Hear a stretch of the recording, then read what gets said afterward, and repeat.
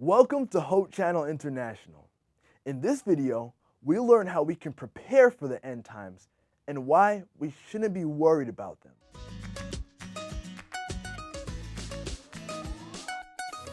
Jesus talks about rumors of war. We've had a lot of them in the last few years. Could this be the end? Okay, the question, I think I heard that right. We've had a lot of wars in the recent years. Could this be the end? Did I catch the question, guys?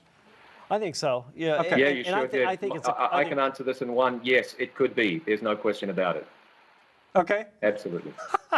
Thank you for expounding upon that tonight, John. Yes. Sure. Could it be the end, all the wars? I kind of think we kind of touched on that last week.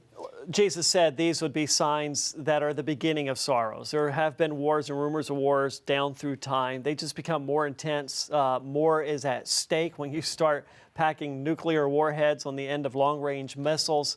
I mean, one of those things go off, you've got major annihilation of populations. So it becomes more intense, more frequent, and that's what he's talking about. You know, guys, at the end of the 19th century, Friedrich Nietzsche was declaring God dead, or he was at least part of that movement of philosophers that was saying, we don't need God anymore, we're going to kill him off. And he actually panicked about it.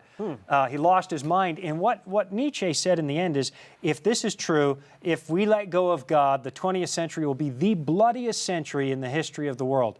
And he nailed it. I think, if my numbers could be wrong, but I seem to remember that if you count all the wars starting from 1900 to 2000, it's 203 million people killed in warfare. I think it's actually more than all the previous centuries combined. Some statistician will prove me wrong on that, but that is a massive number. It's certainly the biggest century for warfare. Absolutely. We just got efficient at it. We learned how to kill people. Sean, let me add to that, Yeah. can I? Yeah, go ahead. We live in an enlightened world. We give out Nobel Prizes and people with doctorate degrees, and we have the United Nations and think tanks.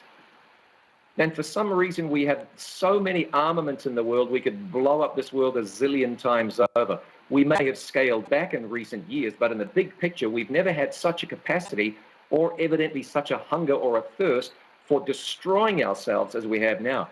It's counterintuitive. It doesn't make sense that this enlightened species would be positioning itself on the brink of devastation or calamity and catastrophe. And that's where we are. I think it tells you something about the mindset of people today. And certainly, I think it suggests strongly where we might be in the stream of time. We're quite prepared, it seems, to destroy ourselves.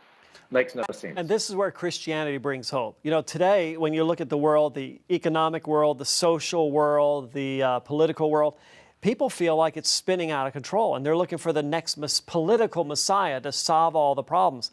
It's not going to come. The true Messiah, Jesus Christ, is really the answer. He's the answer to give me peace today, and He's the answer for the future.